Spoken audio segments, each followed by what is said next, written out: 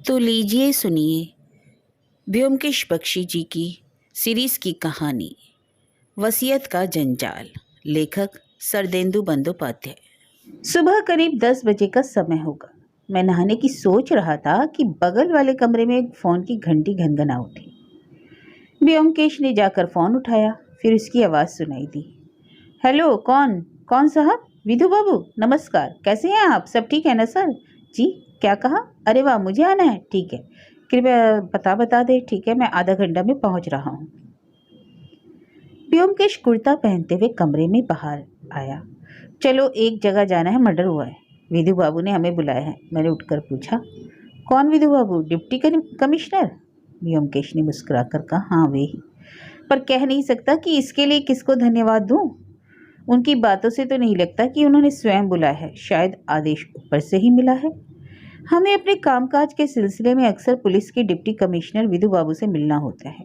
वे दिखावा ज़्यादा करते हैं और जब भी मौका मिलता है तो अपनी शेखी में हम लोगों को अपना लेक्चर पिलाना कभी नहीं भूलते और हर तरह से यह संकेत देने का प्रयास करते हैं कि व्योमकेश अपनी क्षमताओं और कौशल में उनसे बहुत नीचे है। व्योमकेश शेखी से भरी बातों को बहुत ही विनय से सुनता है और मन ही मन मुस्कुराता रहता है। विधु बाबू अपनी बुद्धि और काबिलियत दिखाने के चक्कर में अक्सर पुलिस फाइलों की अनेक गोपनीय सूचनाओं को भी लीक कर देते हैं। इसलिए जब तब व्योमकेश को पुलिस की जानकारियों की जरूरत पड़ती है, वह विधु बाबू का लेक्चर सुनने चला जाता था। विधु बाबू अपनी जवानी में इतने जड़ बुद्धि नहीं थे। वे अपने कामकाज में चुस्त दुरुस्त थे, लेकिन पुलिस की घिसी पिटी नियमित कार्य प्रणाली की एक लयबद्ध निरंतरता ने उनके मस्तिष्क को भोतरा कर दिया था और अब उन्हें रूटीन कार्यों से ज़्यादा कुछ सुझाई नहीं देता था। उनके सहयोगी उनके पीछे उन्हें बुद्धू बाबू कहा करते थे। बहरहाल हम लोगों ने जल्दी से नाश्ता किया और निकल पड़े।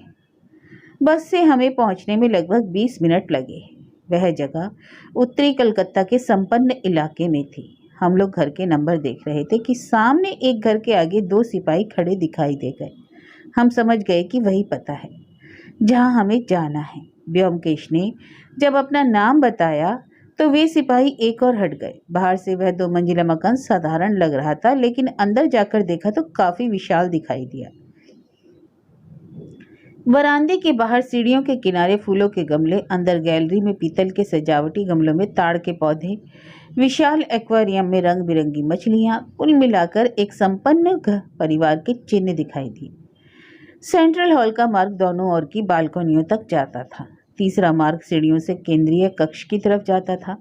हम लोग दाईं ओर के कमरे की ओर बढ़े जहां लोग एकत्र थे। कमरे के बीचों बीच अपना भारी शरीर लिए विधु बाबू कुर्सी पर बैठे बैठे अपनी सफेद मूंछों को ताव देकर अपनी मौजूदगी का ऐलान कर रहे थे। नौकर से पूछताछ हो चुकी थी। खानसामे की बारी थी।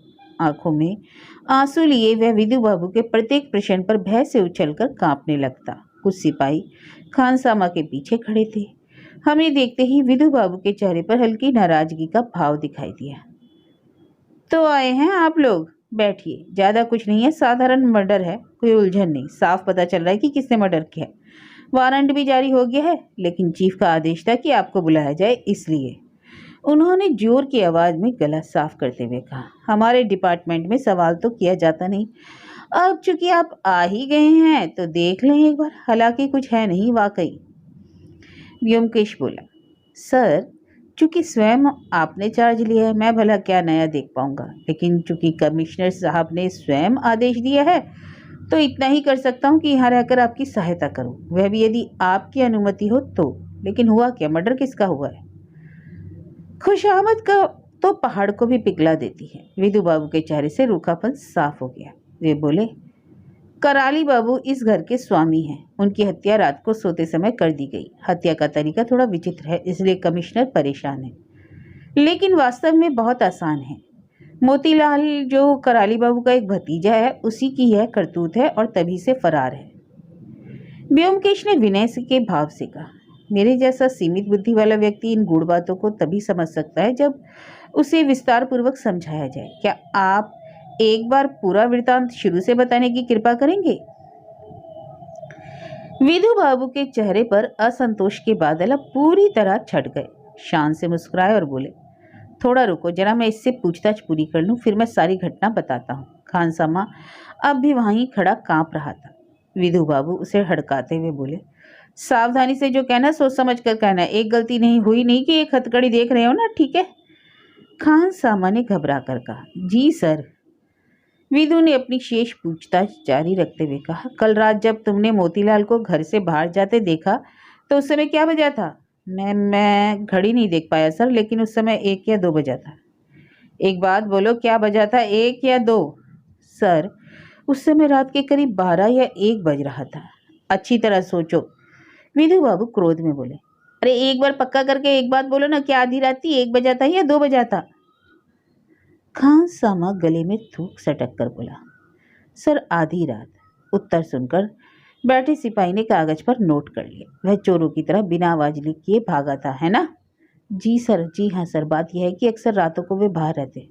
अरे फालतू बात मत पूछ करो, जो मैं पूछ रहा हूँ उसी का जवाब दो। क्या तुमने मोतीलाल को नीचे आते देखा था? नहीं सर, मैंने उन्हें घर से बाहर जाते देखा था। तुमने उन्हें सीढ़ी से नीचे आते नहीं देखा? कहाँ थे तुम उस समय? मैं बोलते क्यों नहीं, कहाँ थे तुम उस समय? आतंकित स्वर में खानसामा हकलाकर बोला, माई बाप सरकार, घर के सामने जो चौल है उसमें मेरे गांव के साथी रहते हैं। रात को काम पूरा होने के बाद मैं थोड़ी देर के लिए उनके पास बैठता हूँ। ओह, तो ये बात है, तुम उस समय अपने दोस्तों के साथ गांजे के दम भर रहे थे, है ना? जी माई बाप। तो मुख्य दरवाजा खुला पड़ा था, क्यों? खानसामा भय से कांप गया, धीरे से बड़बड़ाया, जी सर। विधु बाबू त्योरी चढ़ाए कुछ देर बैठे रहे, फिर बोले, तो अपने अड्डे से तुम देख सकते थे ना कि घर में कौन घुस रहा है, कौन बाहर जा रहा है? जी सर, घर से कोई और बाहर नहीं निकला सर। अच्छा, तो यह बताओ तुम जब लौटे तो क्या समय था? सर, मोती बाबू के जाने के आधे घंटे बाद मैं वापस आ गया, तब तक सुकुमार बाबू लौट आए थे। क्या सुकुमार? वह कहाँ से लौटे थे? यह तो मुझे नहीं मालूम सर। वे कितने बजे लौटे थे? मोती बाबू के जाने के 20-25 मिनट बाद। विधु बाबू की त्योरियां और चढ़ गईं। उन्होंने कुछ देर सोचकर कहा, तुम अब जा सकते हो, हमें जरूरत हुई तो तुम्हें फिर आना होगा। खानसामा ने झुककर फर्शी सलाम किया और खुश होकर नदारद हो गया। विधु बाबू ने सभी पुलिस अधिकारियों से कमरा खाली करने को कहा। कमरे में केवल ब्योमकेश और मैं रह गए। उन्होंने हमारी ओर घूरकर कहा, देखा आप लोगों ने, एक आदमी ने सब कुछ कैसे उगल दिया। सब हो जाता है, केवल क्रॉस एग्जामिनेशन करना आना चाहिए। चलिए, हाँ तो मैं आपको बताऊं। जब तक मैं पूरी कहानी खोलकर नहीं बताता तब तक आपकी समझ में तो आने से रही। तो ठीक है, मुझे ही कहना होगा। मैंने सभी लोगों से पूछताछ कर पूरा वृतांत पता कर लिया है, तो ध्यान से सुनिए। व्योमकेश ने ध्यान से सुनने के लिए अपना सिर नीचे की ओर झुका दिया। तब विधु बाबू ने कहना शुरू किया। घर के मालिक का नाम कराली बाबू था। वे निसंतान विधुर थे, काफी संपत्ति के मालिक। कराली बाबू के कलकत्ता में 4-5 मकान थे और बैंक में लाखों रुपए की संपदा। उनका अपना परिवार तो नहीं था, पर उनके संरक्षण में 5 लोग पल रहे थे। इन 5 में इनके 3 भतीजे थे, मोतीलाल, माखनलाल और फणिभूषण, तथा उनकी स्वर्गवासी पत्नी के भांजी भांजा थे, सत्यवती और सुकुमार। ये 5 इसी घर में रहते थे। उनका दुनिया में और कोई नहीं था। कराली बाबू क्रोधी स्वभाव के व्यक्ति थे। उन्हें गठिया की शिकायत थी। इसके अलावा भी कई अन्य रोग उन्हें लग गए थे, इसलिए वे अपने कमरे से बाहर नहीं जाते थे। लेकिन पूरा घर उनसे दैत्य की तरह डरता था। वे सन की व्यक्ति थे और अपनी सनक में अपनी वसीयत बदलते रहते थे। आज एक के नाम, नाराज हुए तो दूसरे के नाम। इस प्रकार अब तक 3 वसीयत बना चुके थे, जो अब उनके लॉकर से प्राप्त हुई है। पहली वसीयत में उन्होंने माखन को अपनी सारी जायदाद का वारिस बनाया, दूसरी में मोतीलाल को, और तीसरी तथा अंतिम वसीयत में सब कुछ सुकुमार के नाम कर दिया। यह तीसरी वसीयत परसों लिखी गई। अब सारी संपत्ति का वारिस सुकुमार है। हर बार कोई न कोई उनकी नाराजगी का शिकार हो जाता तो कराली बाबू उसका नाम काट देते। इसी संदर्भ में कल दोपहर कराली बाबू और मोतीलाल के बीच झड़प भी हुई। मोतीलाल स्वभाव से झगड़ालू है और यह जानकर कि वसीयत से उसको बेदखल कर दिया गया है, वह कराली बाबू के मुंह पर गाली गलौज कर आया था। इसके बाद आधी रात के करीब मोतीलाल चुपचाप घर से बाहर चला गया। नौकर और खानसामा दोनों ने उसे बाहर जाते देखा और सुबह को कराली बाबू मृत पाए गए। पहले कोई नहीं जान पाया कि उनकी मृत्यु कैसे हुई। मैंने आकर पता लगाया कि उनकी मृत्यु एक सुई से की गई थी, जिसे गले में और रीढ़ की हड्डी में घोंपा गया था। जब विधु बाबू रुके तो व्योमकेश ने सिर उठाया। क्या आश्चर्य! रीढ़ की हड्डी और मेडुला के बीच में सुई घोंप कर हत्या! यह तो अंग्रेजी के उपन्यास ब्राइड ऑफ लैमरमूर जैसा है। एक क्षण रुकने के बाद बोला, आपने तो पहले ही मोतीलाल के नाम वारंट जारी कर दिया। क्या वह कहीं कामकाज करते हैं? उसके बारे में क्या कोई जानकारी है? नहीं, कुछ नहीं, विधु बाबू बोले। 8वीं तक पढ़ा, बाद में आवारागर्दी करता रहा। अपने काका के बल पर जिंदा है और बाजारू घटिया जीवन जीता है। और माखनलाल? व्योमकेश ने पूछा। ये महाशय भी वैसे हैं, लेकिन इतने घटिया नहीं। गांजा सुल्फा पीता है पर पक्का गंजेड़ी नहीं हुआ। और फणिभूषण? ये महाशय लंगड़दीन है। कहावत है ना लंगड़ा और अंधा क्या गुल नहीं खिला सकता, पर ये ठीक ठाक है। लंगड़ा होने के कारण वह घर से बाहर नहीं जा सकता। तीनों भाइयों में यही है जिसमें कुछ मानवीय गुण दिखाई दे जाते हैं। और ये सुकुमार, ये क्या है? सुकुमार अच्छा लड़का है, मेडिकल कॉलेज में फाइनल ईयर का छात्र है। उसकी बहन सत्यवती भी कॉलेज जाती है। ये दोनों ही वृद्ध महाशय की देखभाल करते थे। मेरे ख्याल से अभी तक शादी किसी की भी नहीं हुई है। सही है, लड़की की भी नहीं। व्योमकेश उठ खड़ा हुआ और बोला, सर चलिए एक बार घर का मुआयना कर लिया जाए। मैं समझता हूँ अभी लाश को हटाया नहीं गया है। नहीं, कहकर विधु बाबू अनिच्छा से उठे और आगे आगे सीढ़ियां चढ़ने लगे। सीढ़ियां दोनों ओर से ऊपर जाकर एक जगह मिलती हैं और प्रथम तल्ले तक पहुंचती हैं। सीढ़ियों के ठीक नीचे के कमरे को देखकर व्योमकेश ने पूछा, उसमें कौन रहता है? विधु बाबू बोले, यह मोतीलाल का कमरा है। अपनी इच्छा अनुसार वह नीचे के कमरे में रहना पसंद करता है। वृद्ध महाशय अनुशासन प्रिय व्यक्ति थे और रात में 9 बजे के बाद बाहर रहने के विरोधी। उनका कमरा इसके ठीक ऊपर है। और वो कमरा? व्योमकेश ने नीचे के कोने वाले कमरे को दिखाते हुए कहा, माखनलाल रहते हैं उसमें। मोतीलाल को छोड़कर ये सभी लोग शायद घर में ही होंगे। हाँ, और मैंने सबको स्पष्ट आदेश दे दिया कि मेरी आज्ञा बिना कोई घर छोड़कर नहीं जाएगा। बाहर सिपाहियों का पहरा है। व्योमकेश स्वीकार करते हुए कुछ बुदबुदाया। पहले तल्ले पर सीढ़ियों के ठीक सामने बंद दरवाजे वाले कमरे को दिखाकर विधु बाबू बोले, यह कराली बाबू के सोने का कमरा है। कमरे की दहलीज पर व्योमकेश ने झुकते हुए पूछा, ये कैसे निशान है? विधु बाबू ने भी झुककर देखा, फिर उठते हुए बेफिक्री से बोले, चाय के निशान है। सत्यवती रोजाना सुबह कराली बाबू को चाय लेकर जगाने आती थी। आज सुबह जब कराली बाबू ने कोई उत्तर नहीं दिया तो उसने देखा उनकी मृत्यु हो गई है। उस समय संभवतः हड़कंप में कुछ चाय जमीन पर बिखर गई थी। ओह, तो वो पहली इंसान थी जिसे मृत्यु का पता लगा। हाँ, कमरा बंद था। विधु बाबू ने ताला खोला और हम लोग अंदर आए। एक मध्यम साइज का कमरा था। सामान कम पर करीने से लगा था। एक मिर्जापुरी कालीन बिछा हुआ था। कमरे के बीच में रखी मेज पर एक हाथ से काढ़ा गया मेजपोश बिछा था। कोने में हैंगर पर तय किया हुआ धोती कुर्ता लटका था। नीचे पॉलिश से चमकते जूतों की कतार लगी हुई थी। बाईं ओर पलंग था जिसमें सफेद चादर के नीचे जैसे करवट से कोई सो रहा था। चादर उसके कानों तक ढकी हुई थी। पलंग के पास एक स्टैंड पर दवाओं की बोतल और दवा नापने वाले कप कतार में रखे थे। पलंग के सिरहाने एक छोटी मेज पर पानी का जग उल्टा गिलास रखा हुआ था। कमरे को देखकर लगता था कि उसका स्वामी अपने कमरे को स्वच्छ और टिपटाप रखना पसंद करता था। कमरे की स्वच्छता देखकर यह अनुमान लगाना कठिन था कि इसमें पिछली रात में इसके स्वामी की हत्या हो गई है। टिपाई पर चाय का प्याला रखा हुआ था। व्योमकेश ने एक क्षण उस कप का मुआयना किया और मन ही मन बड़बड़ाने लगा, जैसे अपने आप से कुछ कह रहा। आधी चाय कप से गिरकर प्लेट में ही है। आधा कप भरा है, फिर नीचे कैसे गिरी? विधु बाबू ने व्योमकेश का बड़बड़ाना सुनकर एक गहरा निराशा का श्वास छोड़ा और बोले, अरे भाई, यही तो मैंने बताया था, वह लड़की। मैंने सुना, व्योमकेश बोला, पर क्यों? विधु बाबू ने इस प्रश्न का उत्तर देना उचित नहीं समझा। मुंह बिचकाकर दूसरी ओर खिड़की के बाहर देखने लगे। व्योमकेश ने बहुत ही सावधानी से चाय के प्याले को उठाया। चाय के ऊपर सफेद परत जम गई थी। उसने पास में रखी चम्मच से चाय को हिलाकर उसका एक घूंट लिया, मुंह पहुंचा और पलंग के पास पहुंच गया। काफी देर तक लाश पर नजर गड़ाने के बाद व्योमकेश ने पूछा, लाश को तो छुआ गया ना होगा, है ना? वैसी है जैसे पाई गई थी? विधु बाबू ने, जो अब तक खिड़की में से ताक रहे थे, जवाब दिया, हाँ, केवल चादर को सिर तक ढक दिया गया और मैंने वह सुई निकाल ली। व्योमकेश ने आहिस्ता से चादर को नीचे खींचा। एक दुबली पतली वृद्ध काया करवट से लेटी थी। लगा जैसे वे गहरी नींद में अब भी सो रहे हैं। उनके सफेद बालों के नीचे माथे की त्वचा में लाइनें और झुर्रियां थी। इसके अलावा चेहरे पर किसी दर्द का भाव नहीं था। व्योमकेश ने शरीर को हिलाए डुलाए बगैर बारीकी से जांचा। उसने पीछे गर्दन के ऊपर बालों को उठाकर देखा। सावधानी से नाक के पास कुछ देखने के बाद उसने विधु बाबू को बुलाया और बोला, सर, मुझे विश्वास है कि आपने पूरे शरीर का अच्छे से मुआयना कर लिया होगा, लेकिन मैं आपका ध्यान 2 बातों पर लाना चाहता हूँ। गर्दन में सुई घोंपने के 3 निशान हैं। विधु बाबू ने पहले इन्हें नहीं देखा था, अब उन्होंने देखा तो बोले, हाँ, लेकिन इसमें खास बात क्या है? जाहिर है कि वर्टेब्रा और मेडुला के संधि स्थल को ढूंढने में हत्यारे को 3 बार कोशिश करनी पड़ी हो। और दूसरी बात क्या है? क्या आपने नाक देखी? नाक? जी, नाक। विधु बाबू ने झुककर नाक को देखा। मैंने भी झुककर नजदीक से देखा। नाक के छेदों के इर्द गिर्द कुछ छोटे छोटे चिन्ह हैं, जैसे सर्दियों में त्वचा फटने से हो जाते हैं। विधु बाबू ने कहा, शायद उन्हें सर्दी जुकाम हुआ।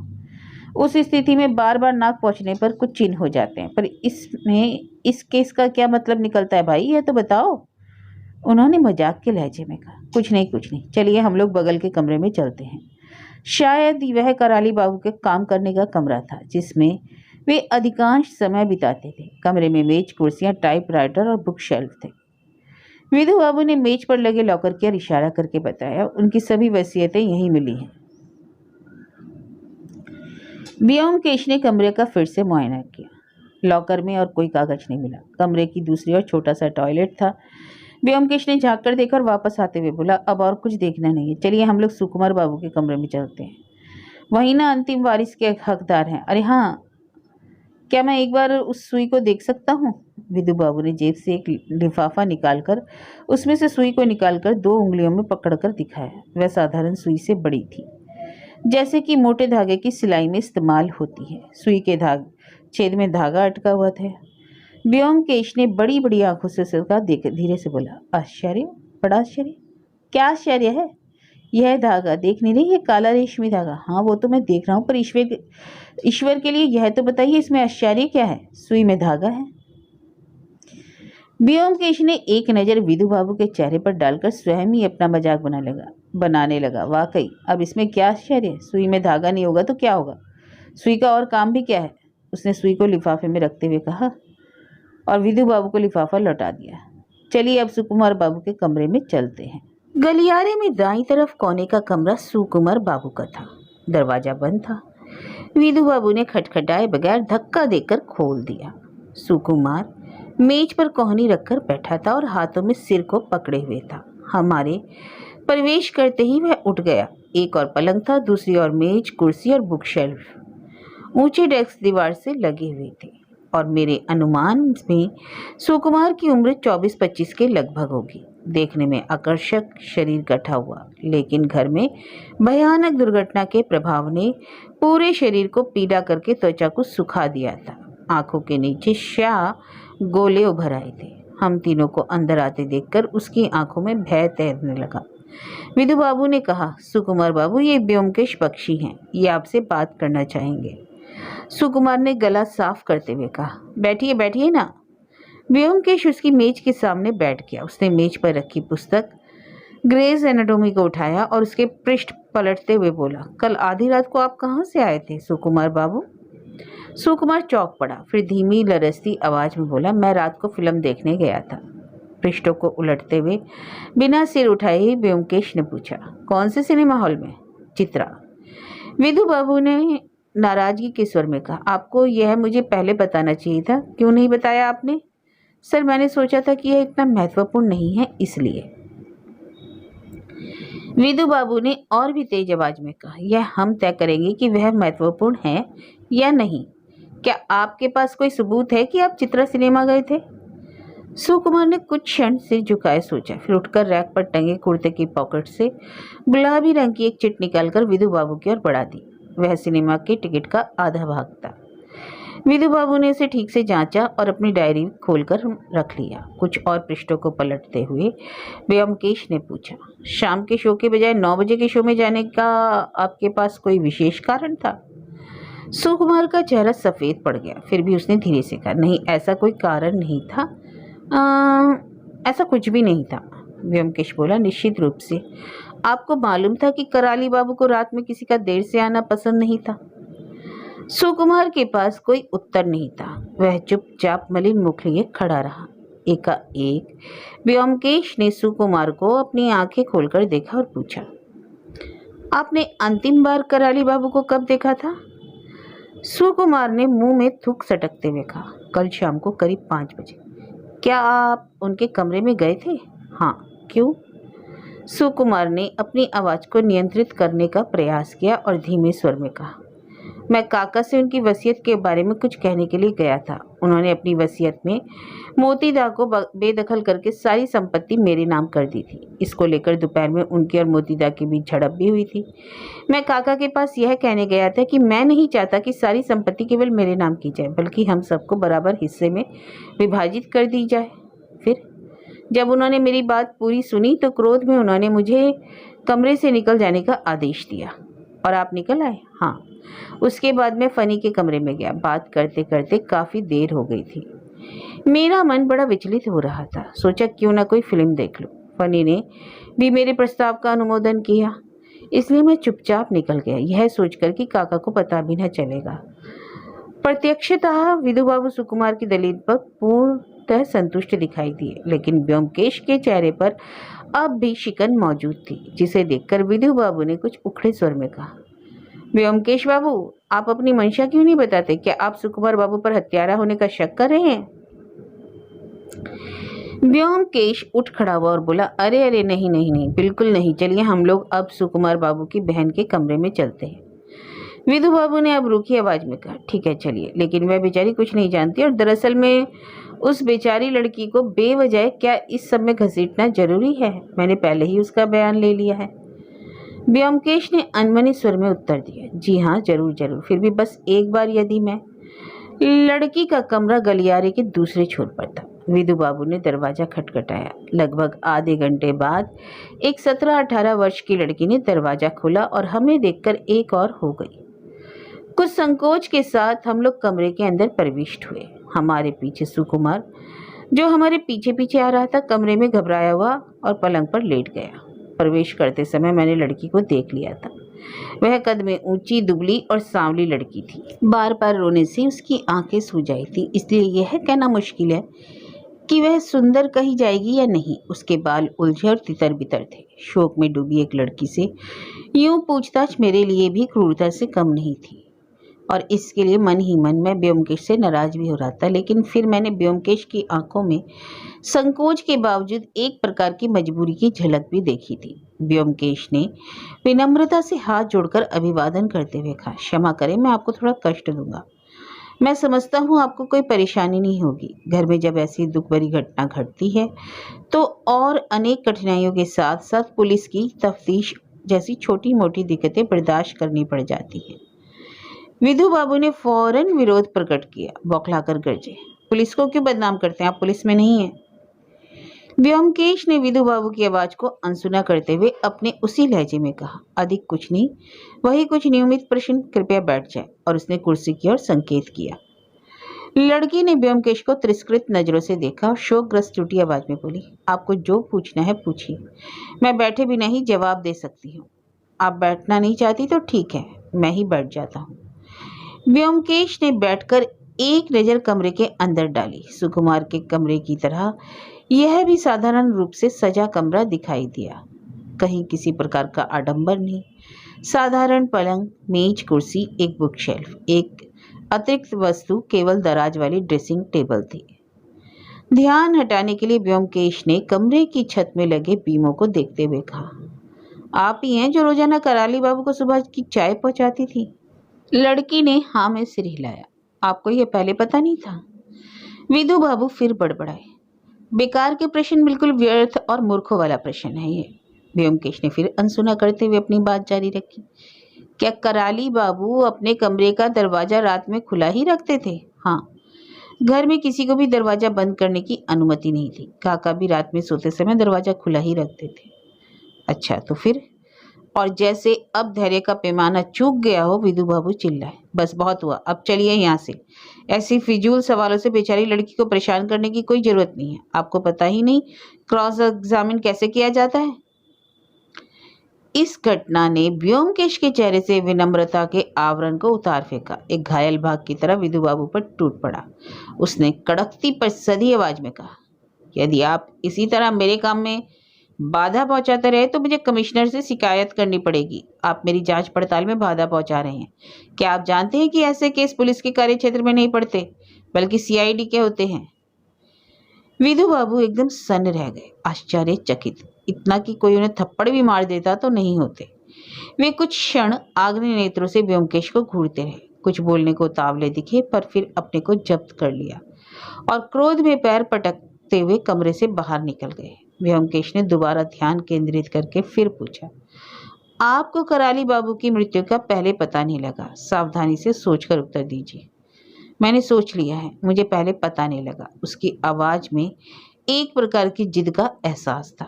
व्योमकेश कुछ देर शांति से बैठा रहा, पर उसकी भ्रुकुटी तनी हुई थी। वह फिर बोला, चलिए अब मुझे यह बताइए कि कराली बाबू चाय में कितनी चीनी पीते थे? लड़की बड़ी बड़ी आंखों से ताकती रही, फिर आहिस्ता से बोली, चीनी? काका अपनी चाय में काफी चीनी पीते थे, 3-4 चम्मच चीनी। दूसरा प्रश्न बंदूक से निकला, बुलेट जैसा था। तब आपने सुबह की चाय में चीनी क्यों नहीं डाली? यह सुनते ही लड़की का चेहरा सूख गया।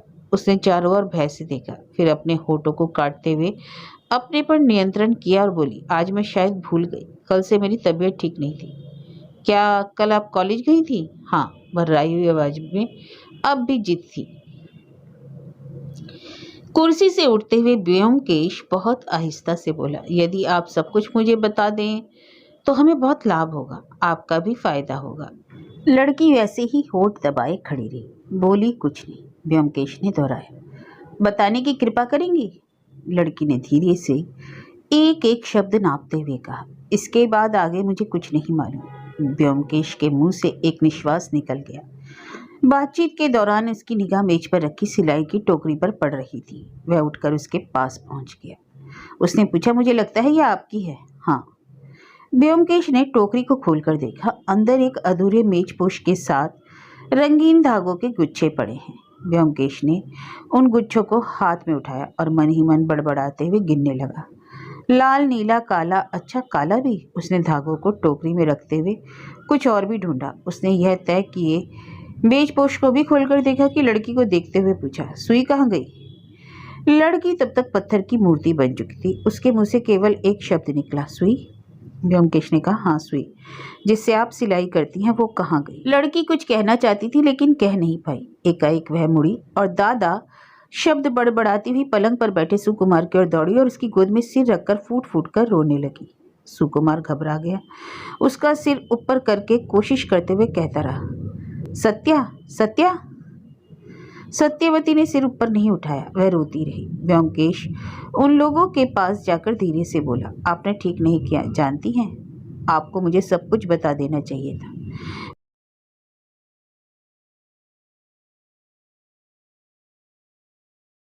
चलते हैं। कमरे से बाहर निकलकर व्योमकेश ने सावधानी से दरवाजा बंद कर दिया। कुछ क्षण के लिए वह खड़ा सोचता रहा, फिर बोला, हाँ, फणी बाबू के कमरे में चलें? मेरे ख्याल से उनका कमरा उधर है।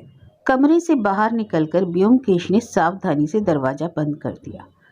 कुछ क्षण के लिए खड़ा सोचता रहा, फिर बोला, हाँ, फणी बाबू के कमरे में चलें, मेरे ख्याल से उनका कमरा उधर है।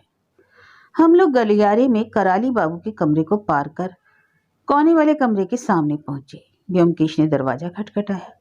एक 21-22 वर्ष के युवक ने दरवाजा खोला। व्योमकेश ने पूछा, आप ही फणी बाबू हैं? उसने हाँ में सिर हिलाया। जी, कृपया करके अंदर आ जाइए। उसकी आकृति से यह आभास तो होता था कि उसके शरीर में कहीं दोष है, पर वह कहाँ है यह तुरंत पता नहीं चलता था। उसका शरीर काफी गठा हुआ था, किंतु मुंह पर कष्ट सहने से पैदा होने वाली सलवटें साफ दिखाई देती थी। जैसे ही हम कमरे में घुसे, उसने आगे बढ़कर कुर्सी की ओर इशारा किया।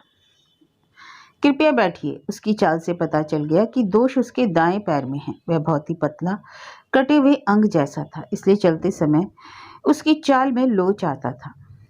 मैं पलंग के एक ओर बैठ गया और व्योमकेश दूसरी ओर। व्योमकेश को देखकर लगा जैसे उचित शब्दों को ढूंढ रहा हो। फिर जरा अन्यमनस्क होकर बोला, मैं समझता हूँ आप ये जान गए होंगे कि पुलिस आपके भाई मोतीलाल पर शक कर रही है। हाँ मैं जानता हूँ, फनी बोला, पर अपनी ओर से निश्चित रूप से कह सकता हूँ कि दादा बेकसूर है। वह गुस्सैल और झगड़ालू जरूर है, पर काका की हत्या करने की क्षमता नहीं रखते। वसीयत से अपने नाम बेदखल किए जाने के बाद भी।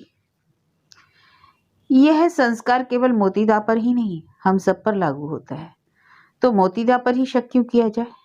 व्योमकेश ने उसके प्रश्न पर ध्यान न देकर कहा, मैं समझता हूँ कि आपने पुलिस को अपना बयान दे दिया होगा, फिर भी मैं कुछ प्रश्न पूछना।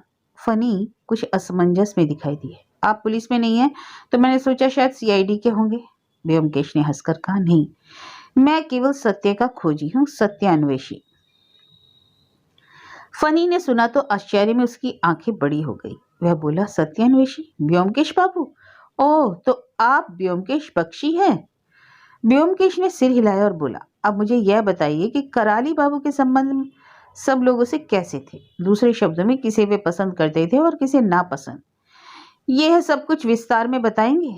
फणी कुछ देर अपने हाथों में सिर छिपाए बैठा रहा, फिर एक फीकी मुस्कान के साथ बोला, देखिए, मैं एक लंगड़ा आदमी हूँ, भगवान का शाप है, इसलिए मैं इन सब लोगों से ज्यादा मेल मुलाकात नहीं रख पाता। मैं और मेरी ये पुस्तकें मेरे अब तक के जीवन में मेरी साथी रही, इसलिए मैं ठीक से नहीं बता पाऊंगा कि काका की हम लोगों में से किस पर कृपा थी और किस पर नाराजगी। काका को समझना आसान नहीं था और ना ही वे अपनी मंशा जाहिर करते थे, लेकिन उनकी बातों और बर्ताव से मैं यही जान पाया हूँ कि वे सत्यवती की परवाह अधिक करते थे। और आपकी? मेरी? संभव है मैं लंगड़ा हूँ, इसलिए उनके मन के भीतर कहीं दया का भाव हो, पर इससे अधिक मैं उनकी आत्मा का अनादर नहीं करना चाहता, विशेष रूप से ऐसी व्यक्ति का जिसने हम सबको शरण ना दी होती तो हम लोग अब तक भूख से ही मर गए होते। लेकिन यह भी सही है कि वे नहीं जानते थे कि प्यार क्या होता है। व्योमकेश बोला, शायद आपको मालूम है कि उन्होंने अपनी वसीयत में सारी संपत्ति सुकुमार के नाम की है। फनी थोड़ा मुस्कुराकर बोला, मैंने सुना है, और इसमें संदेह भी नहीं होना चाहिए कि हम सब में सुकुमारी योग्य व्यक्ति है। लेकिन इससे यह तो नहीं कहा जा सकता कि काका के हृदय में क्या है। वे क्षणिक आवेश के व्यक्ति थे, जरा सी बात पर बिगड़ जाते और टाइपराइटर पर टप टप करके अपनी वसीयत बदल देते। इस पर शायद ही कोई बचा हो जिसके नाम इन्होंने कभी न कभी वसीयत ना की हो। व्योमकेश ने कहा, क्योंकि अंतिम वसीयत सुकुमार के नाम है, इसलिए संपत्ति उसे ही मिलेगी। फणी, अच्छा, मुझे कानून की इतनी जानकारी नहीं है। कानून तो यही कहता है। व्योमकेश तनिक हिचकिचाहट के बाद बोला, ऐसी स्थिति में आप क्या करेंगे? क्या आपने सोचा है? फनी ने निराशा में अपने बालों पर हाथ फेरा और खिड़की से बाहर देखते हुए बोला, मुझे नहीं मालूम मैं क्या करूंगा, कहाँ जाऊंगा। मैं कुछ लिखा पढ़ा नहीं हूँ, इसलिए नौकरी भी नहीं कर सकता। यदि सुकुमार मुझे शरण देता है तो उसके पास रहूंगा, या फिर मेरा अंत सड़कों पर होगा। उसकी आंखों में आंसू आ गए और मैंने जल्दी से अपना मुंह फेर लिया। व्योमकेश ने ध्यान दिए भी नहीं कह दिया, सुकुमार बाबू कल आधी रात को लौटे थे। आधी रात को? फनी ने चौंक कर पूछा, अरे हाँ, वह कल सिनेमा देखने गया था ना? व्योमकेश ने पूछा, क्या आप अनुमान लगा सकते हैं कि कराली बाबू की हत्या कब हुई? क्या आपको कोई आवाज या कुछ और सुनाई दिया था? कुछ नहीं। शायद सुबह तड़के? नहीं, उनकी हत्या आधी रात को हुई है। व्योमकेश ने उठकर घड़ी देखी और बोला, ओह, 2:30 बज गए, अब काफी है। चलो अजीत, मुझे बहुत भूख लगी है। हम लोगों ने सुबह से वैसे भी कुछ खाया नहीं। अच्छा, नमस्कार। ठीक उसी समय नीचे शोरगुल सुनाई दिया। दूसरे ही क्षण एक व्यक्ति हांफता हुआ दरवाजा खोलकर घुसा और बोला, ए फणी, पुलिस मोतीदा को पकड़ लाई है। किंतु हमें देखते ही रुक गया। व्योमकेश ने कहा, क्या आप ही माखन बाबू हैं? माखन भय से पीला पड़ गया। मैं कुछ नहीं जानता, कहते हुए तेजी से बाहर निकल आया। हम लोगों ने नीचे जाकर देखा। ड्राइंग रूम में बहुत अफरा तफरी मची हुई थी। विधु बाबू नहीं थे, उनकी जगह स्थानीय चौकी का इंस्पेक्टर कुर्सी पर बैठा हुआ था। उसके सामने 2 सिपाही एक व्यक्ति को पकड़े खड़े थे, जिसके मुंह पर हवाइयां उड़ रही थी। वह चिल्ला रहा था, काका की हत्या हो गई? देखिए सर, मैं कुछ नहीं जानता। मैं किसी की भी कसम खा के कह सकता हूँ। मैं एक मूर्ख शराबी हूँ और मैंने रात दलीम के यहाँ गुजारी, वह गवाही दे देगी। इंस्पेक्टर अपना काम जानता था। वह इस सब के बीच चुपचाप बैठा था। उसने जब हमें आते देखा तो बोला, व्योमकेश बाबू, ये है मोतीलाल, विधु बाबू का मुजरिम। आपको यदि कुछ पूछना है तो पूछ लें। इन्हें कहाँ पकड़ा? व्योमकेश ने पूछा। सब इंस्पेक्टर जिसने उसे पकड़ा था बोला, बदनाम इलाके में एक वैश्या के कोठे से। मोतीलाल ने फिर फरियाद शुरू कर दी, मैं दलीम के कोठे पर सो रहा था, कौन बेहुदा कहता है? व्योमकेश ने हाथ के इशारे से उसे चुप किया। आप तो रोजाना तड़के सुबह लौटा करते हैं, आज क्या हो गया? मोतीलाल ने खूंखार लाल आंखों से चारों ओर देखा और बोला, क्या हो गया? क्या? मैं नशे में मदहोश था। मैंने रात में विस्की की 2 बोतलें खाली कर दी थी, इसलिए सुबह उठ ही नहीं पाया। ब्योमकेश ने इंस्पेक्टर को देखकर सिर हिला दिया। इंस्पेक्टर बोला, इसे ले जाओ और बंद करो। जैसे ही सिपाही मोतीलाल को ले जाने लगे, उसने चीखना चिल्लाना शुरू किया। ब्योमकेश ने पूछा, विधु बाबू कहाँ हैं? वे करीब घंटा भर पहले चले गए और बोलकर गए हैं शाम को 4 बजे के लगभग आएंगे। तो ठीक है, हम लोग भी अब चलते हैं। हम लोग कल सुबह आएंगे। अरे हाँ, यह तो बताइए, क्या सभी कमरों की तलाशी हो गई है? कराली बाबू और मोती बाबू के कमरों की तलाशी हो चुकी है। विधु बाबू ने और किसी कमरे की तलाशी को जरूरी नहीं समझा। मोतीलाल के कमरे में से कुछ निकला? कुछ नहीं। मैं वसीयत को नहीं पढ़ पाया हूँ। मेरे ख्याल से विधु बाबू ने उन्हें सील कर दिया है। खैर, कल तक देख लूंगा। तो ठीक है, फिर मिलते हैं। इस बीच कोई नई घटना घटी तो कृपया खबर करेंगे। और हम लोग वापस आ गए। रात में ब्योमकेश ने कराली बाबू के घर का एक नक्शा बनाया, उसे मुझे दिखाने लगा। यह देखो, कराली बाबू के कमरे के ठीक नीचे मोतीलाल का कमरा है। माखन उसके बगल वाले कमरे में रहता है। फनी के कमरे के नीचे ड्राइंग रूम है, जिसमें पुलिस ने अपनी दुकान लगाई है। सत्यवती का कमरा रसोई घर के ऊपर है। खानसामा सुकुमार के कमरे के नीचे सोता है। मैंने पूछा, इस नक्शे का उपयोग क्या है? कुछ नहीं, व्योमकेश ने कहा और नक्शे को के अध्ययन में लग गया। मैंने पूछा, तुम्हें क्या लगता है, मोतीलाल ने हत्या नहीं की? यही ना? नहीं, उसने नहीं की ही है, यह तो निश्चित है। तो कौन हो सकता है? यह कहना बहुत मुश्किल है। यदि मोतीलाल को अलग कर दिया जाए तो रहते हैं फनी, माखन, सुकुमार और सत्यवती। इनमें से कोई भी हो सकता है। इन सब का उद्देश्य एक ही रहेगा। मैंने चकित होकर कहा, सत्यवती भी? क्यों नहीं? लेकिन वह स्त्री है। यदि कोई स्त्री किसी को प्यार करती हो तो वह उसके लिए कुछ भी कर सकती है। लेकिन इसमें उसका व्यक्तिगत हित क्या था? वसीयत तो उसके भाई को मिलने वाली थी। तुम अब तक समझे नहीं। जब एक व्यक्ति किसी भी क्षण में अपनी वसीयत बदल देता हो, यदि उसे ही हटा दिया जाए तो उसकी वसीयत बदलने का प्रश्न ही नहीं रह जाता। मैं आश्चर्यचकित बना बैठा ही रह गया। मैंने यह तो सोचा भी नहीं। मैंने कहा, तो अब तुम सोच रहे हो कि सत्यवती? मैंने यह नहीं कहा। हो सकता है सुकुमार हो। यह भी हो सकता है कि वह कोई बाहरी व्यक्ति हो, किंतु सत्यवती कोई साधारण स्त्री नहीं है। मैं फिर सोचने लगा। पिछले कुछ घंटों में इतनी अप्रत्याशित घटनाएं घट चुकी थीं, इतनी परस्पर विरोधी शंकाएं आती जाती रही हैं कि घटना को एक सूत्र में बांधना लगभग असंभव है। जितना सुलझाने का प्रयास होता है, मामला उतना ही उलझता जा रहा है। अंततः मैंने कहा, लाश को देखने के बाद तुम्हारा विचार क्या है? मेरा मत है कि कराली बाबू की हत्या से पूर्व हत्यारे ने उन्हें क्लोरोफॉर्म से बेहोश किया है। यह कैसे जाना? हत्यारे ने गले में 3 बार छेद किया। यदि क्लोरोफॉर्म ना दिया होता तो कराली बाबू पहले प्रयास में ही नींद से जाग गए होते। तुम्हें याद है नाक पर वे चिन्ह? ये क्लोरोफॉर्म देने के चिन्ह हैं। और सुई को 3 बार छेदने का रहस्य क्या है? इसका अर्थ है कि हत्यारा पहले दोनों छेदों में सही स्थल को नहीं ढूंढ पाया। लेकिन यह उतना महत्वपूर्ण नहीं है, बल्कि महत्वपूर्ण यह है कि हत्यारा सुई को यूं ही गड़ा क्यों छोड़ गया। काम हो जाने पर यदि उसे हटा दिया जाए तो सबूत भी हट जाता। तो क्यों उसे वहां छोड़ा जाए? हो सकता है जल्दी में उसे निकालना भूल गया हो। लेकिन एक बात और है, तुम्हें यह कैसे मालूम हो कि हत्या आधी रात को हुई? यह तो केवल अनुमान है, लेकिन अगर सत्यवती ने कभी सच बोला, तुम देखोगे कि मैं सही हूँ। डॉक्टर की रिपोर्ट में मेरी बात का सत्यापन करेगी। व्योमकेश बैठकर छत की ओर ताकता रहा, फिर बोला, सुकुमार की मेज पर जो पुस्तकें रखी थी उसका शीर्षक था ग्रेट एनाटॉमी। पूरी पुस्तक में केवल एक ही पृष्ठ पर कुछ लाइनों के नीचे लाल पेंसिल से मार्क किया गया था। अच्छा, वे लाइनें क्या थी? वे लाइनें थी, यदि मेडुला और पहली वर्टेब्रा के संधि स्थान पर सुई घोंपी जाए तो तत्काल मृत्यु हो जाती है। मैं जोश में उछल पड़ा। तब क्या? पर विचित्र बात यह है कि मैंने सुकुमार की मेज पर कहीं भी लाल पेंसिल को नहीं पाया। एकाएक व्योमकेश फर्श पर चहलकदमी करने लगा। उसकी आंखों पर चढ़ी त्योरियां स्पष्ट दिखाई दे रही थी। मेरे दिमाग में प्रश्नों की झड़ी लगी हुई थी, लेकिन व्योमकेश को छेड़ने की हिम्मत नहीं हो रही। मुझे मालूम था इस समय कुछ पूछना मतलब उसकी डांट सुनना होगा। रात को सोते समय उसने ही एक प्रश्न पूछा, तुम एक लेखक हो, तुम यह बता सकते हो कि अंग्रेजी शब्द थिम्बल का उद्यम क्या है? आश्चर्यचकित मैंने कहा, थिम्बल तुम्हारा मतलब है होल्डर? है होल्डर जो दर्जी लोग सिलाई के समय अपनी उंगली में पहन लेते हैं? बिल्कुल सही, वही। मेरे लाख सोचने पर जब मेरे मस्तिष्क में कुछ नहीं आया, तब मैंने ही अनुमान के अनुसार बताया कि इसका संबंध संभवतः थंब यानी अंगूठे से है और यह अंगूठे की सुरक्षा के लिए लगाया जाता हो। तुम क्या समझते हो? संभव है कि वह थंब और हम्बल शब्दों का मिश्रण हो? दो तरह की बात मत करो, मुझे एक सीधा उत्तर चाहिए। तब मुझे स्वीकार लेना पड़ेगा कि मेरे पास कोई सीधा उत्तर नहीं है, लेकिन मैंने उससे भी पूछ लिया, क्या तुम्हारे पास है? नहीं, मेरे पास होता तो मैं तुमसे क्यों पूछता? व्योमकेश ने फिर कुछ नहीं बोला। मैं भी भाषा की जटिलता पर सोचते सोचते कब सो गया मुझे याद नहीं। दूसरे दिन उठते ही देखा व्योमकेश सुबह ही निकल गया। मुझे उसका अकेले चला जाना अखरा। फिर मैंने सोचा शायद मुझे ना ले जाने का उसके पास जायज कारण हो। संभव है उसकी जांच पड़ताल में कोई बाधा आती हो।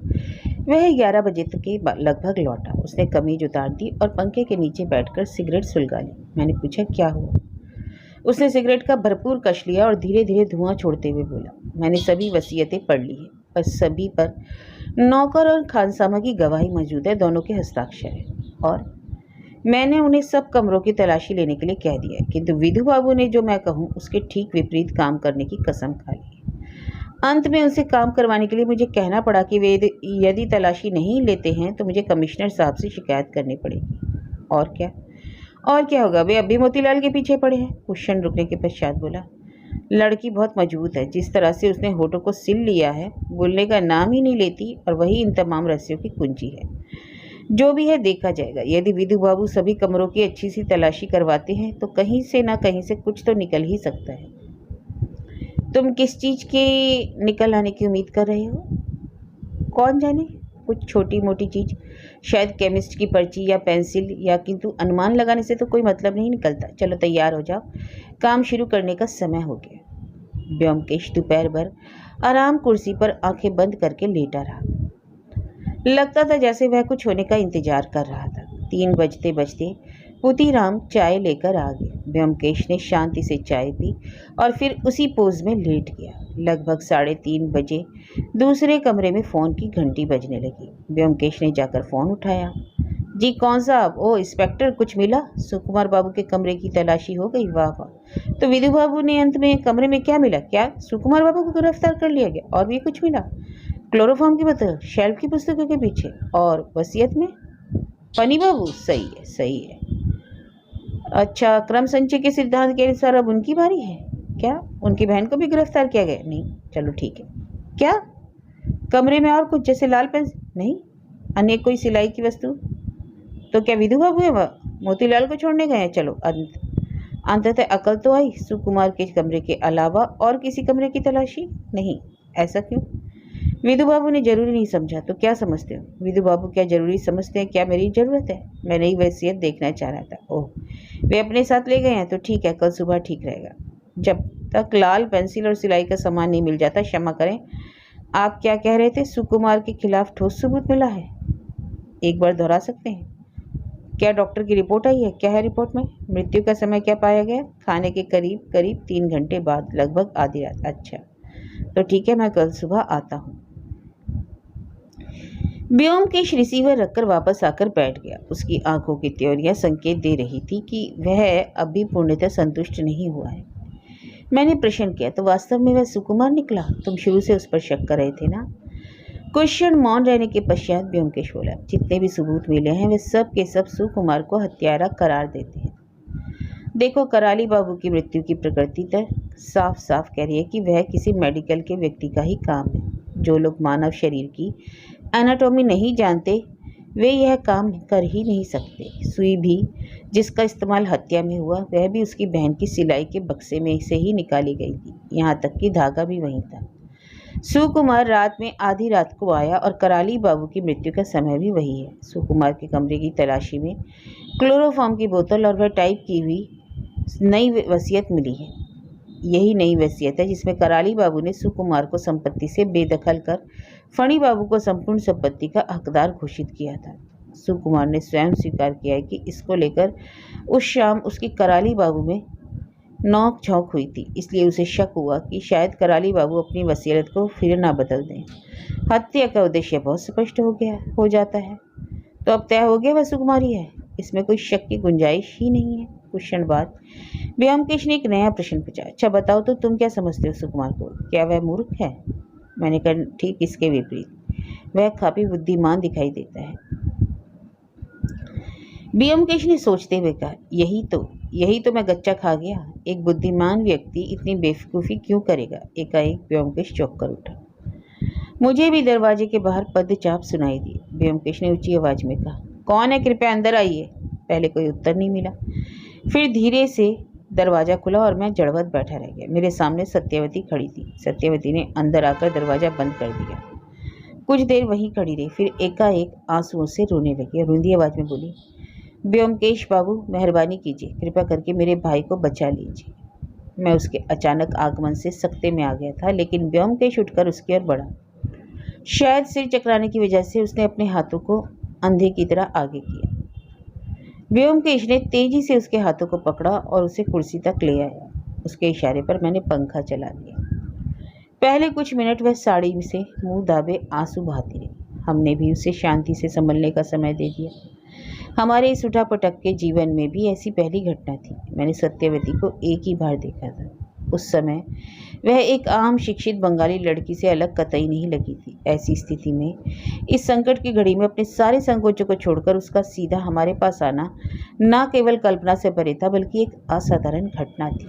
संकट की घड़ी में अधिकांश बंगाली लड़कियां काठ की गुड़िया बन जाती हैं, किंतु इस दुबली पतली सांवली लड़की ने मुझे आश्चर्य में डाल दिया। उसके पैरों की धूल से सुनहरी चप्पलों से लेकर उसके उलझे बालों के नीचे गुथी चुटियों तक उसके संपूर्ण शरीर में एक आभा झलक रही थी।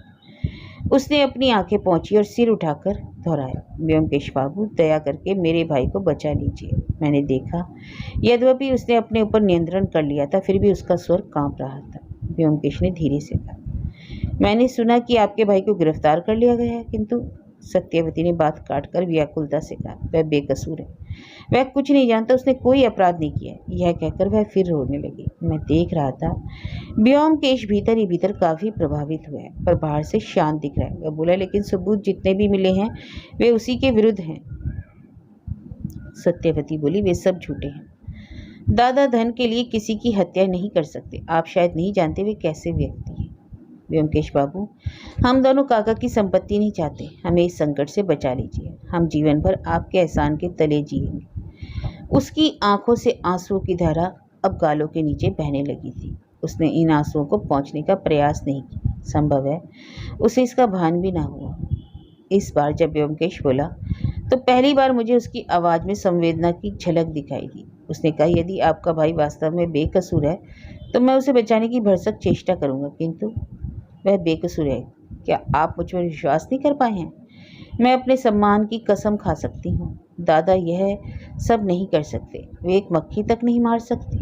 एकाएक उसने नीचे झुककर ब्योमकेश के पैर पकड़ लिए। ब्योमकेश तेजी से उठकर एक और हो गया। ये आप क्या कह रही हैं? मेहरबानी करके ऐसा ना कीजिए, वादा कीजिए। पहले आप वादा कीजिए कि आप दादा को छुड़वा देंगे। ब्योमकेश ने सख्ती से उसे पकड़ा और उसको कुर्सी पर बैठा दिया। उसके बाद उसके सामने बैठकर स्पष्ट रूप से कहना शुरू किया, आप एक बात पर बिल्कुल गलत हैं। मैं वो व्यक्ति नहीं जो सुकुमार को छोड़ सकूं। यह केवल पुलिस कर सकती है। मैं यह साबित कर सकता हूं कि वह बेकसूर है, लेकिन इसके लिए जरूरी है कि मुझे सारे तथ्यों का पता चले। क्या अब आप अब तक यह भी नहीं समझ पाई हैं कि जब तक आप मुझसे सब बातें छिपाती रहेंगी तब तक मैं आपकी कोई सहायता नहीं कर सकता? सत्यवती ने आंखें नीची करके कहा, मैंने आपसे कोई बात नहीं छिपाई। हाँ, आपने छिपाई है। उस रात आप कराली बाबू के कमरे में गई थी और आपको इनकी मृत्यु का पता लग गया, लेकिन आपने मुझे नहीं बताया। सत्यवती भयभीत आंखों से ब्योमकेश को देखती रही। उसके बाद उसने सिर नीचा कर लिया और चुप बैठी रही। ब्योमकेश ने अब आहिस्ता से पूछा, अब क्या आप सब कुछ बताएंगी? सत्यवती ने आंख उठाकर कहा, कैसे कहूँ, वह सब कुछ तो दादा के खिलाफ ही जाएगा। ब्योमकेश ने आग्रह भरे स्वर में कहा, बात समझने की कोशिश कीजिए। यदि आपका भाई बेकसूर है तो सच्चाई उनका कुछ भी नहीं बिगड़ने देगी। आप निर्भय होकर मुझे सब कुछ बता सकती हैं। सत्यवती कुछ देर सिर नीचा किए बैठी सोचती रही, फिर टूटती आवाज में बोली, ठीक है, मेरे पास कोई और उपाय नहीं। उसने आंसू भरे नेत्रों को पोंछा और अपने को नियंत्रित करके कहना शुरू किया, उस शाम दादा की काका से कहासुनी हुई थी। इससे पहले काका ने अपनी वसीयत में दादा के नाम सारी संपत्ति लिख दी थी। इसको लेकर दोपहर में उनका मोतीदास से काफ़ी झगड़ा भी हुआ था। कॉलेज से लौटने के बाद जब दादा को यह पता लगा तो वे काका के पास गए और जाकर बोले कि वे संपत्ति केवल उनके नाम न करके उसका सब में बंटवारा कर दे। काका को इस तर्क से नफरत थी। जब उन्होंने दादा की दलील सुनी तो वे क्रोधित होकर बोले, तुम क्या मेरे से ज़्यादा जानते हो? क्या समझते हो? निकल जाओ यहाँ से, तुम्हें एक पाई भी नहीं दूंगा। दादा को यह उम्मीद नहीं थी कि काका इतने नाराज हो जाएंगे। उनके कमरे से निकलकर दादा फणीदा के पास गए। फणीदा अपंग हैं, वे बाहर नहीं जा सकते, इसलिए दादा शाम का समय उनके साथ बिताते हैं। फणीदा से आप भी शायद मिल चुके हैं। वे कभी स्कूल तो नहीं गए किंतु काफ़ी पढ़े लिखे हैं। उनके बुक शेल्फ को देखकर आपको अनुमान हो जाएगा उन्होंने कितने विषयों का ज्ञान है। मैं कभी कभी अपनी पढ़ाई में सहायता के लिए उनके पास भी जाती हूँ। बहरहाल उस शाम दादा बहुत निराश हो गए थे और करीब 8 बजे मुझसे बोले, सत्या मैं फिल्म देखने जा रहा हूँ, आधी रात तक वापस लौटूंगा, मेरे लिए दरवाज़ा खुला ही रखना। उन्होंने जल्दी खाना खाया और चुपचाप निकल गए। हमारा खानसामा रात का खाना समाप्त हो जाने पर सामने के घर में अपने गांव के दोस्तों के पास काफ़ी देर तक बैठा रहता है। यह मैं जानती थी, इसलिए दादा के आने तक मैंने इंतजार नहीं किया। 10 बजे तक मैंने खाने की मेज को साफ किया और ऊपर अपने कमरे में सोने चली आई।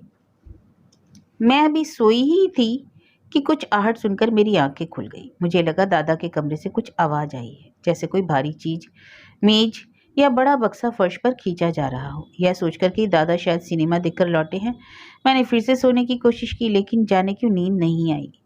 कुछ देर आंखें खोले लेटी रही। दादा के कमरे से और आवाज़ें नहीं आई। मैंने सोचा दादा अब सो गए हैं। घंटा भर भी बीता ना होगा कि गलियारे से मुझे फिर आहट सुनाई दी, जैसे कोई आहिस्ता से चल रहा हो। मुझे आश्चर्य हुआ, दादा कब के सो गए थे तो फिर कौन हो सकता है। मैं धीरे से उठी और दरवाजे की फांक से देखा। दादा चुपचाप अपने कमरे में घुसे और पीछे से उन्होंने दरवाज़ा बंद किया है। गलियारे में चूंकि चांदनी छिटकी हुई थी, इसलिए मैंने स्पष्ट रूप से दादा को देखा था। ब्योमकेश ने टोका, केवल एक स्पष्टीकरण, क्या सुकुमार बाबू जूते पहने हुए थे? हाँ। क्या उनके हाथ में कुछ था? नहीं। कुछ नहीं, कोई कागज या बोतल? कुछ नहीं। क्या समय होगा, क्या आपने देखा है? सत्यवती ने कहा, इसकी जरूरत नहीं थी क्योंकि सभी घड़ियों में 12 बजे के घंटे बजने लगे थे। ओह। सत्यवती ने अपनी बात जारी रखते हुए कहा, पहले तो मैं समझ ही नहीं पाई यह सब क्या हो रहा है। दादा 15 मिनट पहले आ गए थे, यह मुझे उनके कमरे से आई आवाज़ से पता लगा था। तो फिर अब वे कहाँ गए थे? एकाएक मुझे ख्याल आया कि कहीं काका की तबीयत तो खराब नहीं हो गई और दादा उन्हें देखने गए हों। काका को कभी कभी रात में आर्थराइटिस का दर्द होने लगता था और वे सो नहीं पाते थे। ऐसे मौके पर उन्हें सुलाने के लिए दवा देनी पड़ती थी। मैं आहिस्ता से दरवाज़ा खोलकर काका के कमरे की ओर जाने लगी। वे हमेशा दरवाज़ा खुला ही रखते थे। मैं कमरे में घुसी, वहाँ अंधेरा था, पर वहाँ एक अजीब सी महक थी। मैं नहीं कह सकती थी कि वह कैसी थी, तेज तो नहीं थी पर थी चारों ओर। क्या वह मीठी सी महक थी? हाँ, जैसी सिरप की होती है। हाँ वही तो, क्लोरोफॉर्म। अच्छा फिर? लाइट का स्विच दरवाजे के पास ही था। मैंने लाइट जला दी और देखा कि काका पलंग पर लेटे हैं। मुझे लगा सो रहे हैं। उनके शरीर को देखकर यह बिल्कुल नहीं कहा जा सकता था कि उनकी, फिर भी पता नहीं क्यों मेरा दिल धड़कने लगा। उस महक ने मेरे सांसों में घुटन जैसी पैदा कर दी, जैसे किसी ने मेरे नाक पर गीली पट्टी लगा दी हो। कुछ देर मैं दरवाजे के पास खड़ी रही, अपने को समझाने की कोशिश करती रही कि यह महक दवा की है जिसे लेकर काका अभी अभी सो गए हैं। मेरे पांव कांप रहे थे, पर मैं बहुत सावधानी से काका के पलंग के पास गई। मैंने आगे झुककर देखा, वे सांस नहीं ले रहे हैं। मैं कह नहीं सकती मेरे अंदर क्या हो रहा था। मुझे लगा कि मैं बेहोश हो जाऊंगी। मेरा सिर चकराने लगा। अपने को संभालने के लिए मैंने आगे बढ़कर काका के तकिए को छुआ। मेरा हाथ उनके गले पर गिरा। मेरे हाथ में कुछ कांटे जैसी चुभन हुई। मैंने देखा उनके गले में एक सुई घुसी हुई है, सुई में धागा भी लगा है। मैं वहाँ और अधिक देर तक नहीं रुक पाई। मुझे नहीं मालूम कैसे मुझ में लाइट बुझाने और वापस अपने कमरे में आने की ताकत आई। जब तक मुझे होश आया तब तक मैंने अपने को पलंग पर बैठा पाया। मैं थर थर काँपकर रो रही थी। शेष बातें तो आप जानते ही हैं। मुझे दादा पर शक नहीं था क्योंकि मैं जानती थी कि वह यह नहीं कर सकते। फिर भी मुझे यह सोचने में अधिक समय नहीं लगा कि मैं यह सब किसी को नहीं बता सकती, क्योंकि बताने से दादा की स्थिति और भी खराब हो सकती है। दूसरे दिन सुबह मैंने किसी प्रकार चाय बनाई और काका के कमरे में ले गई। यह कहते हुए सत्यवती की आवाज़ मध्यम पढ़कर लड़खड़ाने लगी। उसका अस्वाभाविक पीला मुंह और दहशत से त्रस्त आंखें साफ गवाही दे रही थी कि बीती रात उसने कितनी उलझनों और यातना से गुजारी है। मैंने ब्योमकेश के मुंह को देखा। उसकी आंखों में चमक दिखाई दी। वह बोला, मैंने आज तक आप जैसी असाधारण लड़की नहीं देखी। कोई और होती तो चिल्लाती, शोर मचाती और बेहोश होकर उसने दुनिया को सिर पर उठा लिया होता, लेकिन आप केवल दादा के लिए। व्योमकेश ने खड़े होकर कहा। अब आप घर जाइए, कल सुबह वहां आऊंगा। सत्यवती उठी और घबरा कर बोली, किंतु आपने कुछ बताया नहीं। व्योमकेश, बताने को क्या है, मैं आपको ऐसी कोई उम्मीद नहीं दे सकता जो बाद में आपको निराशा दे। इस पूरे कांड में विदु बाबू नामक महाज्ञानी शामिल है, यह नहीं जानती क्या? बहरहाल यह तो मैं निश्चय पूर्वक कह सकता हूँ कि यदि आपने मुझे पहले दिन ही सब कुछ बता दिया होता तो पूरा केस अब तक आसानी से सुलझ गया होता। सत्यवती ने अश्रुपूर्ण नेत्रों से पूछा, जो कुछ मैंने कहा है क्या वह दादा को नुकसान पहुंचाएगा? आपको विश्वास है व्योमकेश बाबू, मेरा अपना कोई नहीं। यह कहते हुए उसका गला भराया। व्योमकेश ने तेजी से उठकर उसके लिए दरवाजा खोला और मुस्कुराकर बोला, अब आप जल्दी कीजिए, देर हो रही है। और फिर यह कुंवारों का घर है। सत्यवती उठी और दुखी मन से जाने लगी, लेकिन जैसे ही वह द्वार पर पहुंची, व्योमकेश ने दबी जबान से कुछ कहा जो मैं नहीं सुन पाया। सत्यवती ने चौंक कर व्योमकेश को देखा। उसकी आंखों में मुझे आंसू भरे आभार की झलक दिखाई दी। हाथ उठाकर उसने अभिवादन किया और सीढ़ियां उतर गई। दरवाजा बंद करके व्योमकेश आकर बैठ गया और अपनी घड़ी देखकर बोला, अरे 7 बज गए। फिर अपने मन में हिसाब लगाने के बाद बोला, अभी काफी समय है। उत्सुकतावश में अपने को रोक नहीं पाया और पूछ बैठा, व्योमकेश, तुम्हें अब क्या लग रहा है? मैं तो कुछ भी नहीं सोच पा रहा हूँ, लेकिन तुम्हें देखकर मुझे आभास हो रहा है कि तुम्हें सारे तथ्यों की जानकारी हो गई है। व्योमकेश ने सिर हिलाकर कहा, सब कुछ नहीं, अभी नहीं।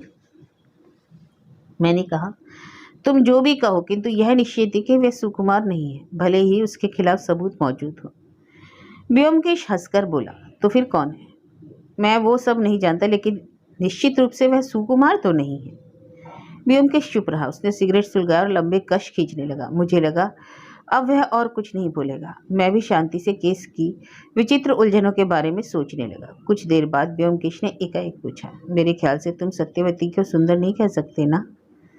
चकराकर मैंने उसकी ओर देखकर बोला, ऐसा क्यों पूछते हो? नहीं, ऐसे ही पूछ रहा हूँ। मैं समझता हूँ ज्यादातर लोग उसे बहुत सांवली कहेंगे।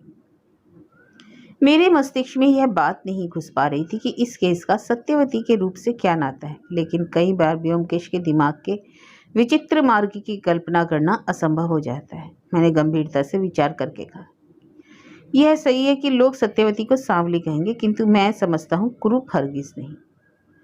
इतना सुनकर व्योमकेश हंसकर उछल पड़ा और बोला, तुम्हारा मतलब जैसा कि कवि ने कहा है, काली है वह। तुम कहते हो काली, रात से भी काली, पर मैंने उन काली हिरनी जैसी आंखों को देखा है।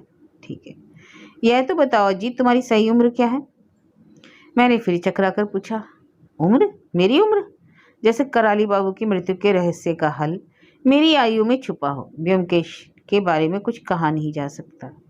मैंने कुछ गुणा भाग करके बताया कि मेरी सही आयु 19 वर्ष 5 महीने और 11 दिन है। पर क्यों? व्योमकेश ने संतोष की सांस ली और कहा, तो तुम मुझसे पूरे 3 महीने बड़े हो।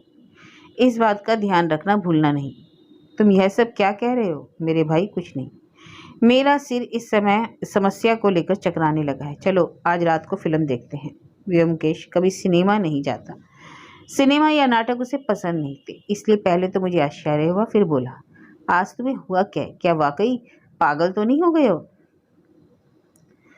व्योमकेश ने हंसकर कहा, कोई ताज्जुब नहीं। मेरा जन्म चंद्र राशि में हुआ था और श्रीमान भट्टाचार्य ने मेरी जन्म पत्री देखकर बताया कि यह बालक चंद्रमा के प्रभाव में पागल भी हो सकता है। किंतु हमें देर हो रही है, चलो जल्दी से खाना खाकर निकलते हैं। मैंने सुना है कि चित्रा में बहुत अच्छी फिल्म लगी है। इसलिए खाना खाकर हम लोग चित्रा पहुंचे। फिल्म 9:30 बजे शुरू हुई। फिल्म लंबी थी, इसलिए 12 बजे के करीब खत्म हुई। हमारा घर कुछ दूरी पर था। कुछ एक बसें अभी दिखाई दे रही थी। जैसे ही बस स्टॉप की ओर बढ़ा, व्योमकेश बोला, नहीं चलो हम लोग थोड़ा पैदल चलते हैं। वह तेजी से कदम बढ़ाकर चलने लगा। जब कॉर्नवालिस स्ट्रीट के बाद वह एक छोटी गली में घुसा तो मुझे समझ में आ गया कि हम लोग कराली बाबू के घर की ओर जा रहे हैं। मैं यह नहीं सोच पा रहा था कि आखिर इतनी रात गए वहां जाकर वह क्या करना चाह रहा था। बहरहाल मैं बिना कुछ कहे उसके पीछे पीछे चलता गया। हम लोगों की चाल साधारण चाल से कुछ तेज थी, फिर भी हमें वहां पहुंचने में काफी समय लग गया। घर के सामने सड़क की लाइट जल रही थी। व्योमकेश ने लाइट के नीचे अपनी घड़ी देखी, लेकिन उसकी जरूरत नहीं पड़ी, क्योंकि ठीक उस समय सभी घड़ियों में 12 बजे के अलार्म बज उठे। व्योमकेश ने खुश होकर मेरे पीठ पर एक हाथ मारा और बोला, वाह काम हो गया, चलो अब टैक्सी लेते हैं।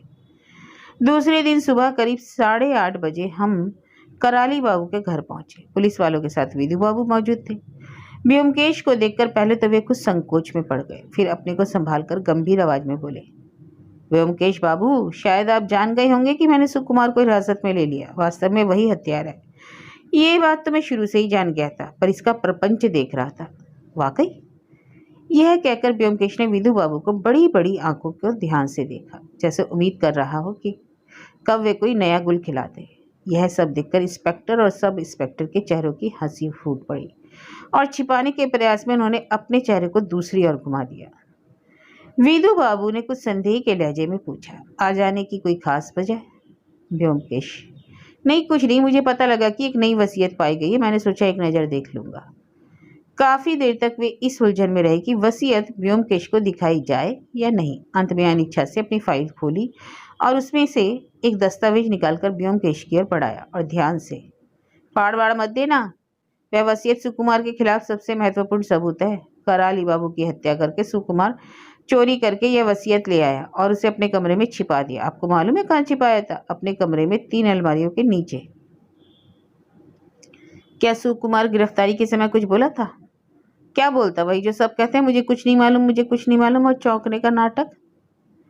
व्योमकेश ने दस्तावेज को चारों ओर से जांचा, फिर बड़ी सावधानी से खोलकर पढ़ने लगा।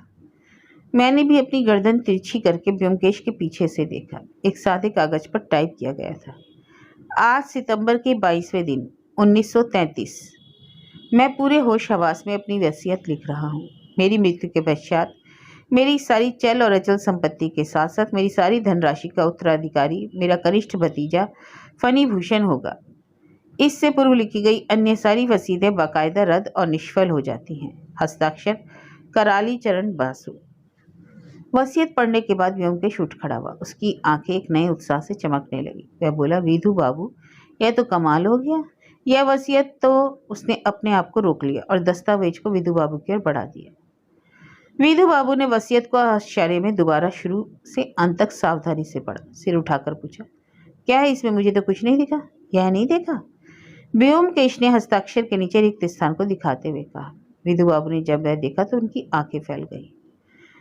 ओह, गवाहों के नाम? इतने में व्योमकेश बोला, शांत। उसने शांत रहने का इशारा किया और दरवाजे की आहट लेने लगा। कुछ देर रुकने के बाद धीरे से उठा, आहिस्ता कदमों से दरवाजे तक पहुंचा और भग से दरवाजा खोल दिया। माखन लाल खड़ा चोरी से बातचीत सुन रहा था। उसने भागने की कोशिश की, लेकिन व्योमकेश उसकी बाजुओं को खींचते हुए उसे अंदर ले आया और उसे कुर्सी पर पटक दिया। इंस्पेक्टर, इस पर नजर रखना, भागने न पाए, इसके मुंह को भी बंद कर दो। माखन दहशत से आधा हो गया तो उसने बोलना चाहा, मैं चुप रहो, एकदम चुप। विधु बाबू, मजिस्ट्रेट से एक दूसरा वारंट मंगवाएं, अपराधी नाम की जगह खाली ही रखें, उसे हम बाद में भर लेंगे। वह विधु बाबू के नज़दीक पहुंच गया और झुककर उनके कान में बोला, तब तक आप इसकी पूरी खबर ले लें। आश्चर्य भरे लहजे में विधु बाबू बोले, लेकिन मुझे समझ में नहीं आ रहा, बाद में बताऊंगा। इस बीच कृपया करके वारंट मंगवा ले। आओ अजीत। व्योमकेश तेजी से सीढ़ियां चढ़कर फनी भूषण के कमरे के बाहर पहुंचा और दरवाजा खटखटाने लगा। दरवाजा अपने आप ही खुल गया। हम लोगों को देखकर फनी चौंक गया। उसके मुंह से निकल गया, व्योमकेश बाबू। हम लोग कमरे में आ गए। अब व्योमकेश की फुर्ती प्रायः गायब हो गई थी। हंसते हुए बोला, आपको जानकर खुशी होगी, हमें पता लग गया कि कराली बाबू का वास्तव में हत्यारा कौन है। फणी एक फीकी मुस्कान के साथ बोला, हाँ, मैंने सुना है कि सुकुमार बाबू को हिरासत में ले लिया गया, लेकिन मुझे अब भी यकीन नहीं होता। हाँ, यह तो है, विश्वास करना बड़ा मुश्किल है। उसके कमरे से एक नई वसीयत मिली है जिसमें संपत्ति का हकदार आपको बताया गया है। फणी बोला, यह भी मैंने सुना है। जब से मुझे यह पता लगा है मेरा मन खट्टा हो गया। महज कुछ 1000 रुपयों के लिए काका को जीवन खोना पड़ा। उसने गहरी सांस लेते हुए कहा, संपत्ति इन सभी पापों की जड़ है। मेरे लिए सारी संपत्ति छोड़ गए, पर मैं खुश नहीं हूँ। व्योमकेश बाबू, मैं चाहता था कि मुझे संपत्ति ना भी देते पर जीवित तो रहते। व्योमकेश बुक शेल्फ के पास खड़ा पुस्तकों को देख रहा था। मन ही मन बोला, सही है, सही है, संपत्ति कभी सुख नहीं देती, कहावत सुनी है ना। यह कौन सी पुस्तक है? फिजियोलॉजी? अरे वह सुकुमार की पुस्तक है। व्योमकेश ने पुस्तक निकालकर उसके मुख पृष्ठ को देखकर कहा। फणी धीरे से हंसकर बोला, हाँ, सुकुमार अक्सर मुझे मेडिकल की पुस्तकें पढ़ने को देता था। जीवन भी कितना विचित्र है। इस घर में केवल सुकुमार ही ऐसा व्यक्ति था जिसे मैं अपना मित्र समझता था, यहाँ तक कि अपने भाइयों से भी ज़्यादा। और वही व्योमकेश ने कुछ और पुस्तकें नीचे उतारी और आश्चर्य में कहा, आप तो खास पढ़ाकू व्यक्ति हैं, है ना? और क्या आप सभी पुस्तकों में पढ़ने के समय मार्क लगाते हैं? फणी, हाँ, पढ़ने के सिवाय मेरी और कोई हॉबी नहीं है। पुस्तकें ही मेरी साथी हैं। केवल सुकुमार मेरे पास हर शाम आकर बैठता था।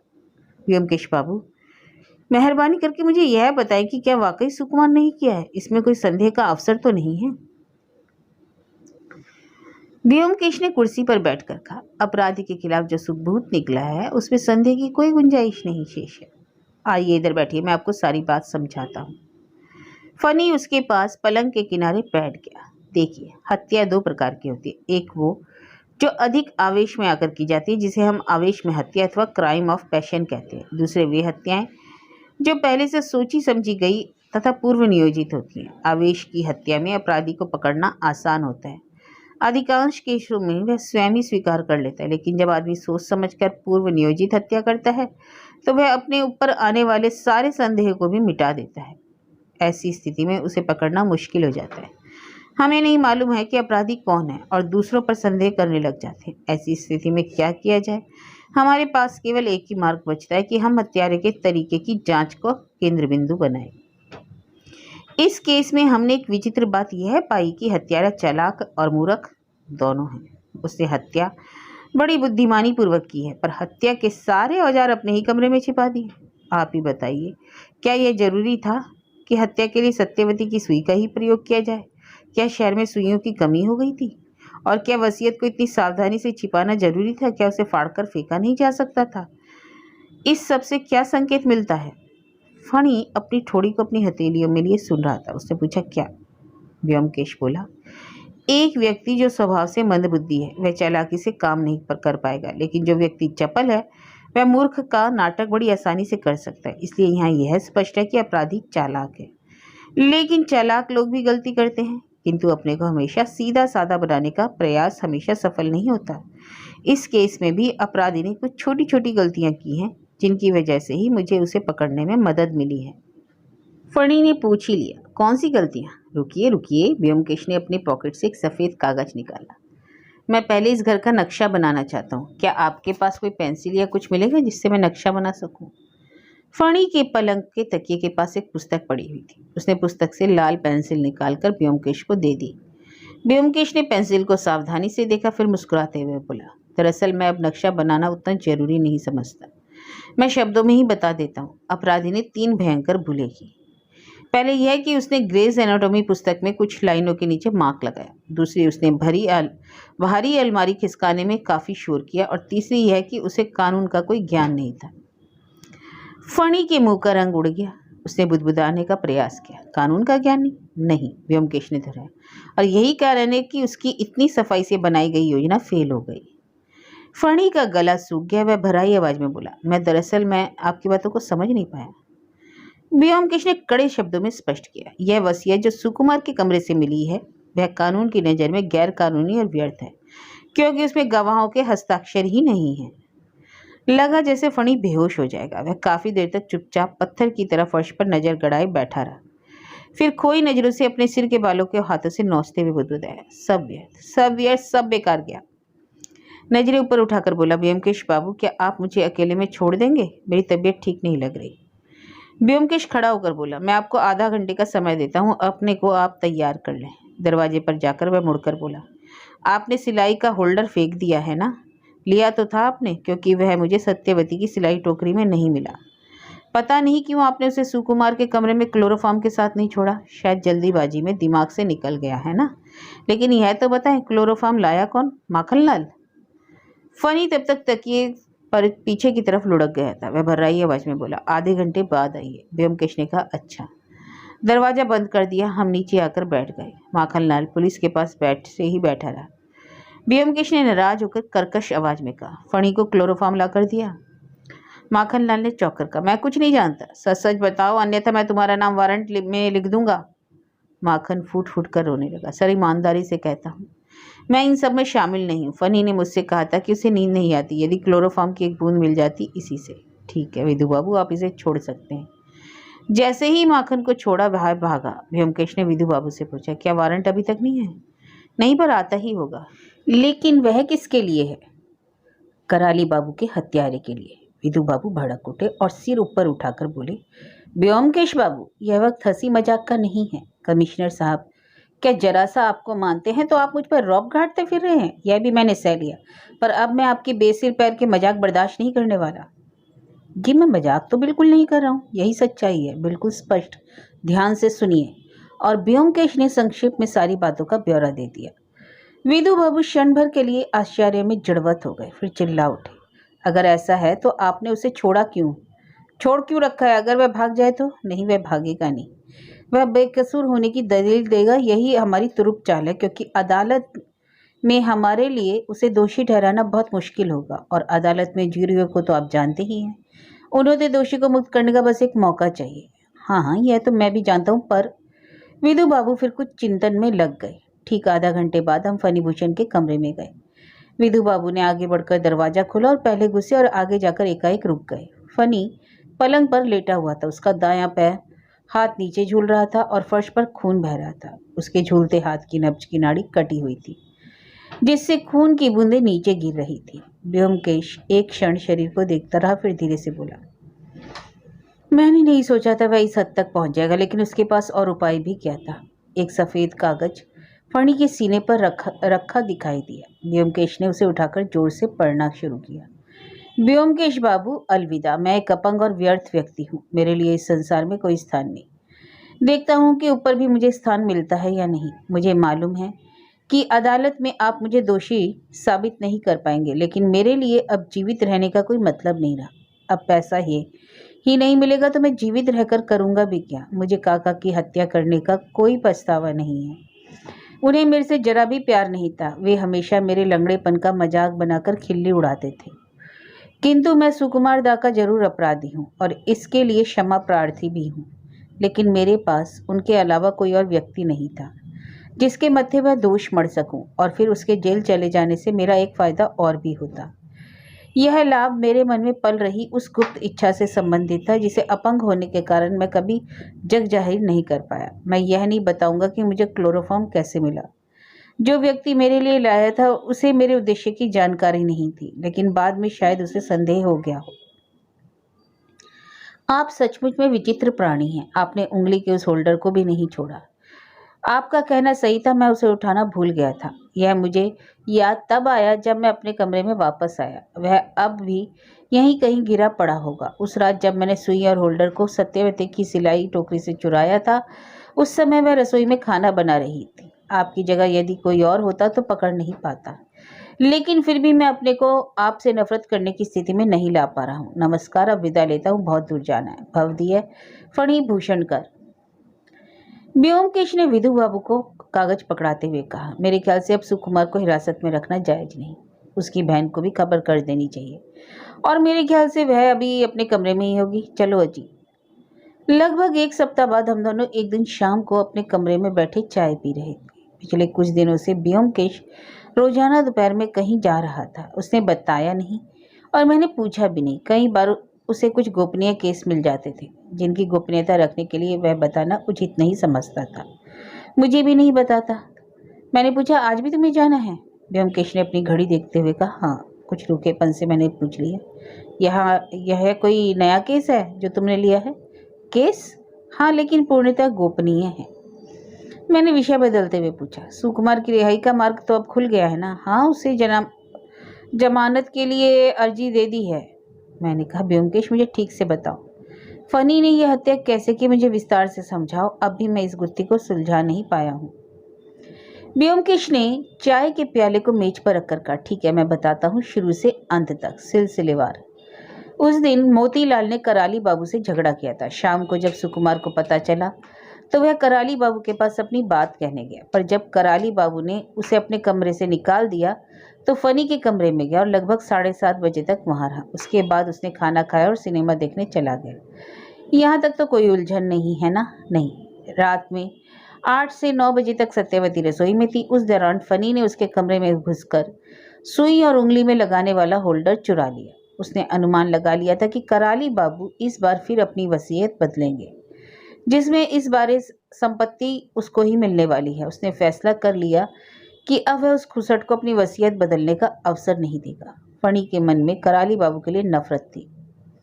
अबंग लोग अपनी कमी को लेकर बहुत भावुक जो होते हैं, जो लोग उनकी कमियों को लेकर मजाक उड़ाते हैं, उनसे बदला लेने के लिए वे किसी भी हद तक जा सकते हैं। फनी इन्हीं बातों को लेकर उनसे नाराज था और बहुत पहले से उनकी हत्या की योजना बना रहा था। खानसामा के बयान के अनुसार हमें पता लगा कि मोतीलाल रात के लगभग 11:30 बजे घर से बाहर गया। अफीम की पिनक में अक्सर समय का हेरफेर स्वाभाविक है, इसलिए खानसामा निश्चय से कुछ नहीं कह पा रहा था। मेरे अनुमान के अनुसार मोतीलाल ने करीब 11:25 पर घर छोड़ा। उसकी कमजोरी थी, उसने शायद ही कभी रात घर में बिताई थी। मोतीलाल के चले जाने के बाद फणी अपने कमरे से निकला।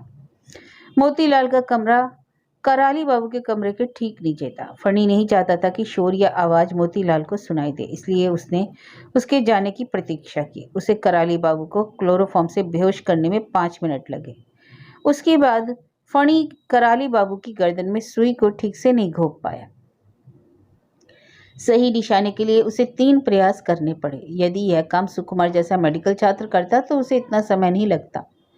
उसके बाद फणी दूसरे कमरे में गया। उसने मेज की दराज से कराली बाबू की अंतिम वसीयत निकाली। उसने पढ़कर देखा और उसका अनुमान सही था। वसीयत उसी के नाम की थी। इन सब कामों में उसे 10 से 12 मिनट का समय लगा। अब उसके लिए समस्या यह थी कि उस नई वसीयत का क्या करे। वह उसे उसी लॉकर में छोड़ दे सकता था, पर उससे सुकुमार के गले में फंदा कैसे लगता, और अपने को बचाने के लिए उसे किसी पर इल्जाम थोपना जरूरी था। इसलिए उसने वसीयत और क्लोरोफॉर्म को सुकुमार के कमरे में छिपा दिया। वह जानता था ऐसी हत्या में बाद में कमरों की तलाशी होती है और उस तलाशी में ये दोनों चीज सुकुमार के कमरे से निकलेंगी।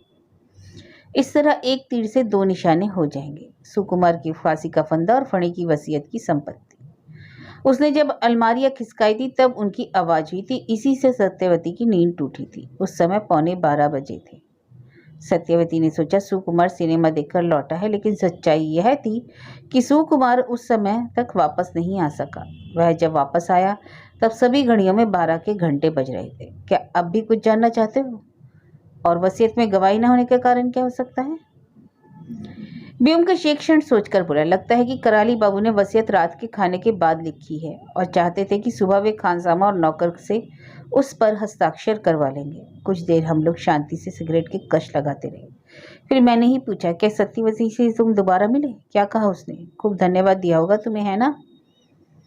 ब्योमकेश ने चेहरे पर निराशा लाते हुए कहा, कुछ नहीं, केवल साड़ी से सिर ढककर मेरे चरणों का स्पर्श किया, बस। बहुत शालीन लड़की है, क्यों? ब्योमकेश खड़ा हो गया और मेरी ओर उंगली उठाकर बोला, तुम मुझसे उम्र में बड़े हो, याद रखना। और बिना उत्तर दिए अपने कमरे में चला गया। थोड़ी देर में सज धज के आया। देखकर मैंने कहा, तुम्हारा गोपनीय क्लाइंट लगता है बहुत ही शौकीन, जासूस को भी रेशमी कुर्ते में देखना चाहता है, क्या कहने? ब्योमकेश ने सेंट से सुगंधित रुमाल से मुंह पोंछा और बोला, हाँ, सत्य का अन्वेषण कोई मजाक नहीं, उसके लिए बाकायदा तैयारी करनी पड़ती है। मैंने कहा, लेकिन सत्य का अन्वेषण करते हुए तुम्हें अरसा बीता है, इससे पहले तो मैंने तुम्हारी इतनी सज धज नहीं देखी। ब्योमकेश ने गंभीर मुद्रा में कहा, दरअसल सच्चाई यह है कि सही मायनों में सत्य की खोज मैंने हाल ही में शुरू की है। तुम्हारा क्या मतलब है तुम ही जानो। मतलब गहरा है मेरे भाई, देसी आंखों से देखो। और एक शरारत भरी मुस्कान छोड़कर जाने के लिए उठ गया। सच्चाई, सत्य? मैंने मस्तिष्क दौड़ाया और फिर सब कुछ समझ में आ गया। मैंने दौड़कर ब्योमकेश को कंधों में जकड़ लिया। सत्यवती, अब समझा, यह थी तुम्हारी सत्य की खोज जिसके लिए इतने दिनों से भागते रहे हो। ब्योमकेश, तू भी यार इतना मतवाला निकला। शेक्सपियर ने ठीक ही कहा है, यह सारी दुनिया ही प्यार का जंजाल है। ब्योमकेश बोला, अब खबरदार, तुम मुझसे बड़े हो और इस लिहाज से तुम उसके आदरणीय जेठ जी लगते हो। इसके बाद दोस्ती की परिभाषा नहीं चलने वाली। मैं भी तुम्हें भाई साहब कहकर पुकारूंगा, इससे तुम्हें आसानी भी रहेगी। मैंने टोक दिया, कहाँ पे अब मैं खटमल हो गया हूँ? मैं साहित्यकारों की नक्सलियत को बखूबी परिचित हूँ। मैंने जोर से निश्वास छोड़कर कहा, अच्छा बाबा, आज मैं तुम्हारा बड़ा भाई हूँ। मैंने ज्ञानी की मुद्रा में ब्योमकेश के सिर पर हाथ रखकर कहा, जाओ तात, विलंब न करो, 4 बज रहा है, तुम्हें शीघ्र ही चलना चाहिए और मेरा आशीर्वाद तुम्हारे साथ है। तुम सदैव सत्य की खोज में लगे रहो, चाहे स्त्रीयोजित हो अथवा सांसारिक। और ब्योमकेश चला गया।